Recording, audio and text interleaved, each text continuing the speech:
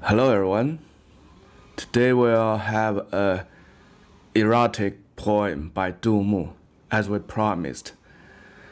This poem was written in the capital city Chang'an when Du Mu was in his 32 or 33 years old. He stayed in the city of Yangzhou, a very famous, prosperous city, just like the Shanghai today in the Tang dynasty. Stayed there for 2 years and then just back to Chang'an. And this poem is just like a letter to his friends still in Yangzhou. The name is Han Chao. The Panguan is the position's name. So whenever you see the Ji at the beginning, it's a letter. So the Tang people is so literate. See, they are writing poems as letters. 寄扬州韩超判官，杜牧。青山隐隐水迢迢，秋尽江南草未凋。24桥明月夜，玉人何处教吹箫。杜牧 was the Chang'an people, the people of the capital. And I'm the people from Xi'an as well. So maybe we still talk the same dialect. And in Tang dynasty, it's not dialect, it's the Mandarin of Tang. So I will use the Qinqiang, the dialects today in Xi'an to read this poem again. So it's called Qinqiang, it's not Xi'anhua. So anywhere in China, it's always like Beijinghua, Shanghai-hua, Guangzhou-hua. But in Xi'an, it's not Xi'anhua, it's Qinqiang. Okay, let's have the poem with 秦腔。寄扬州韩绰判官，杜牧。青山隐隐水迢迢，秋尽江南草未凋。24桥明月夜，玉人何处教吹箫。This poem was a letter to Han Chao, best friends of Du Mu. They two encountered in the city of Yangzhou and spent 2 years together. And when Han Chao died, Du Mu has another poem to memorize the death of Han Chao. Okay, the first sentence, 青山隐隐水迢迢. The Green Mountain looks like not so clearly, is vague. And the rivers is far from, floating a long distance. So here, the Qingshan actually in Yangzhou has another name, Guangling. So you will see a lot of the ancient songs, poems talking about Guangling, same thing. The another name of Yangzhou city. Ling means the small hills. So Qingshan here doesn't refer to the small hills in the Yangzhou city. It refers to the big mountains south to the capital Chang'an city, Nanshan or Zhongnanshan. And by the way, the small hills in Yangzhou nowadays it's not easy to distinguish, but on the ancient time it was told there's a lot of small hills in the Yangzhou area, and as far as I can see it's roughly 50 meters high, 100 meters high, not more than 1 meters high. So that small hill will never look like not clear. So it's always big mountains. So here, the first 4 words is talking about the big mountains where Du Mu actually is trying to see through, but he cannot see it very clearly. And 水迢迢, it refers to the Yangtze River, which just flow by this Yangzhou city. And at Tang's time, the sea is not far from Yangzhou as well. And in Han Dynasty, the Yangzhou actually is a city by the seashore. So the 水迢迢, the long rivers flow over, just like a little like dynamic. You just see the big mountains not far from the capital city, and then you follow the rivers flow down to the Yangzhou city, maybe 1,000 kilometers away from Chang'an city, and then you get to the place of Yangzhou city. Now we get to the Yangzhou city, floating 1,000 kilometers, and it's autumn time, but the grass still green, not faded away yet. Jiangnan refers to the downstream of Yangtze River. It's not dedicated to only to the south side of the Yangtze River, because Yangzhou city is on the north side of the Yangtze River. Okay, so the two good friends just add together in the imaginations of Du Mu's letter. 二十四桥明月夜, 24桥 the 24 bridges. So it's two explanations here. Someone said it refers to one of the bridge. The name is called 24 Bridge. And it could also be referred to 24 bridges. But it doesn't matter. It's a very typical scenery in the Jiangnan area. That's the place a lot of the small rivers, the lakes, and so of course a lot of bridges everywhere. And 明月夜 is a very clear night with moons. So moons again. When Chinese people is looking to the moons, always about thinking someone, 望月怀人 or 望月怀远, the thinking a people or place far from. 玉人何处教吹箫? 玉人, a person with virtue and also is very nice looking. So it's a simulation to jade.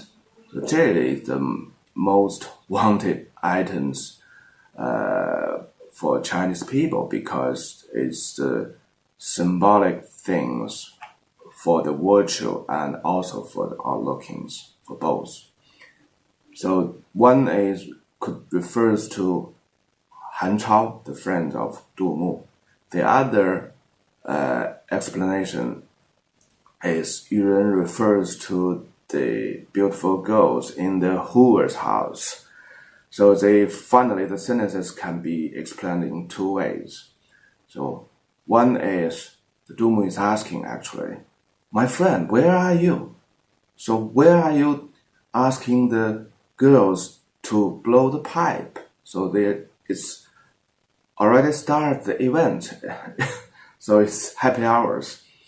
The other explanation is, so I go through all these bridges, the bridge of 24. So where are you, my friends? Where are you teaching the beautiful girls to blow the Chinese pipe? Xiao is a musical instrument. So in general, this poem looks like a happy and delighted small poem. Du Mu just back to the capital city of Chang'an and also his hometown. And he just thought back his friends in Yangzhou city, 1,000 kilometers away from. And he across the Green Mountain and floating over the rivers and get to the Yangzhou city. And he see the familiar bridges and the grass still green. So it's very delighted scenario. And just like Euro, they two went to the horse house together. And this time the Han Chao is a little bit earlier, so he's trying to find Han Chao. Where are you? Where are you? Ask to hear the beautiful girls blow the pipe. Or it also implies another situation. The ghost is getting to the Yangzhou city, the Dumu's ghost. So in Chinese is 魂魄. So it could be separate from the real flesh. So we have a term called 神游, means your spirit, your ghost went there, but you just stay where you are. So this poem actually is quite like the situation 神游. So Dumu spirit, the ghost of Dumu, went to Yangzhou city. He can see everything. The only difference is the ghost can see everything, but he can do nothing because it's not physical.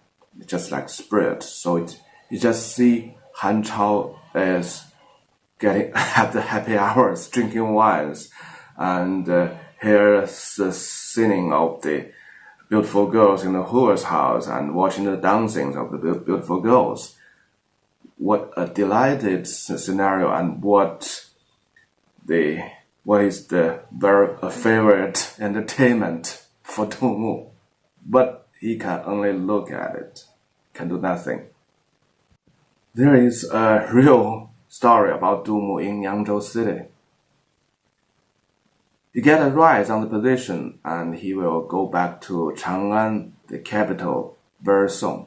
His big boss in Yangzhou hold a big party to celebrate Dumu's rise and give some advice to Dumu in the party.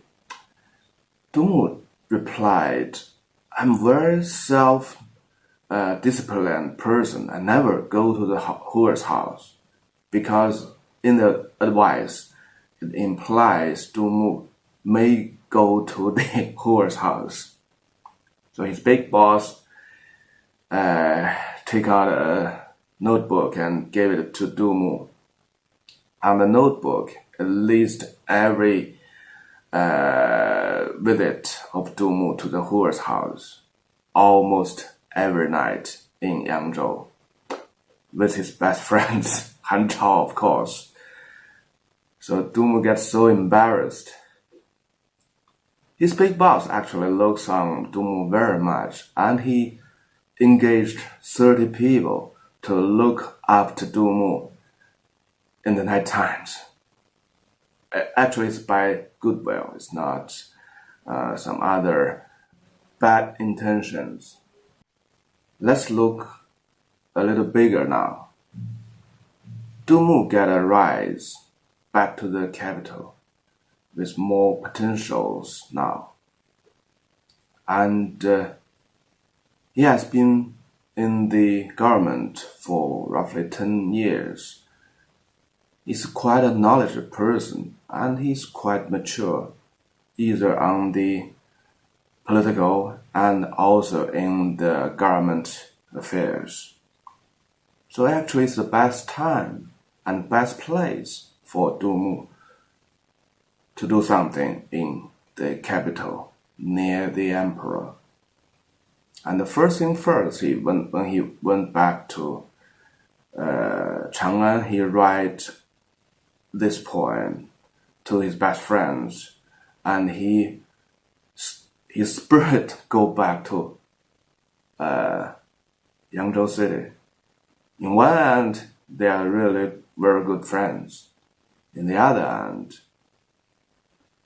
it looks like he doesn't like to stay in Chang'an, even its hometown of Dumu.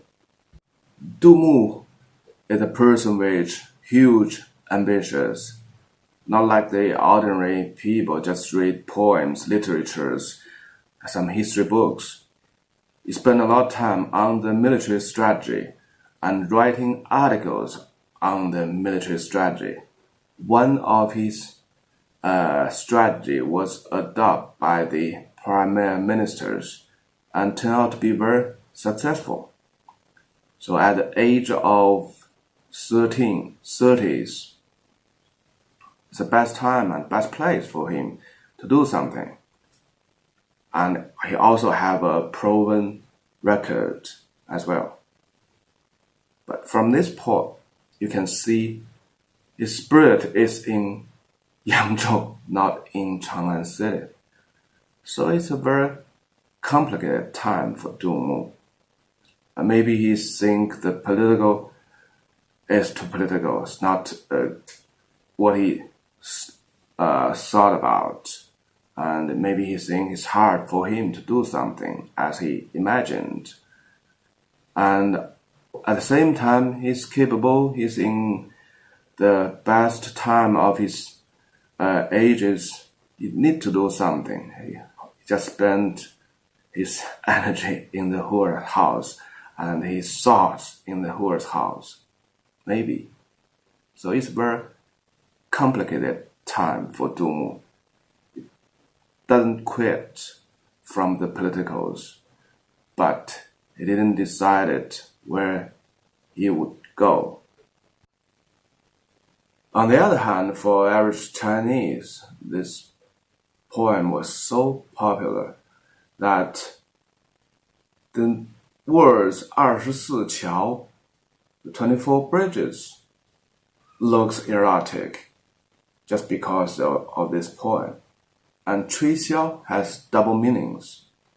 You can look at by yourselves. So for a normal person, it's quite erotic things because everything's described the wishes or the dreams or the realities to play with beautiful girls in the Hur's house and with his best friends. So that's very delighted, and that was most wanted things by average people. Yangzhou became erotic because of Dumu. He also has another very famous sentences, 春风十里扬州路.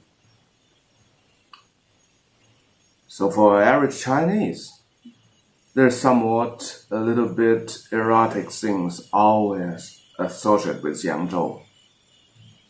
There's so many poets write about Yangzhou, but no one write the Dumu's way, and no one has gave Yangzhou this colorful aspects, the association of erotic to Yangzhou city. Actually, Yangzhou don't have so much left today. Yangzhou has been through several massacres and slaughters between the dynasty changes. The last huge disaster was Taiping Tianguo, and after that, the commercial hub was replaced by Shanghai, and Yangzhou became a small and old town since then. It's a mockery to Han Chao as well. So the poem is using this poem to ridicule his best friend Han Chao in Yangzhou city. The Chinese poem can be interpreted in many ways. It depends on yourself and also depends on how many things you know about the poem, the history. But doesn't matter because the Chinese poem is always indirect. So it's really hard to tell what the poet really wants to talk in his poem. That's not the important part. The important part is the best sentences 二十四桥明月夜 erotic 何处玉人教吹箫 By the way, the 教 someone says is teaching, but if you are a Chang'an people, Xi'an people today, you will know 教 is quite normal words. It means let someone to do something or ask someone to do something. So here, 教吹箫 is his friends is asking the girls to blow the pipe.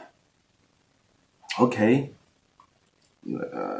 I wish you to enjoy this poem, and you better can read the Mandarin as well, or even better, 秦腔. So you will also enjoy the phonetic part of the poem, the beauty of the rhythms as well. Okay, bye-bye.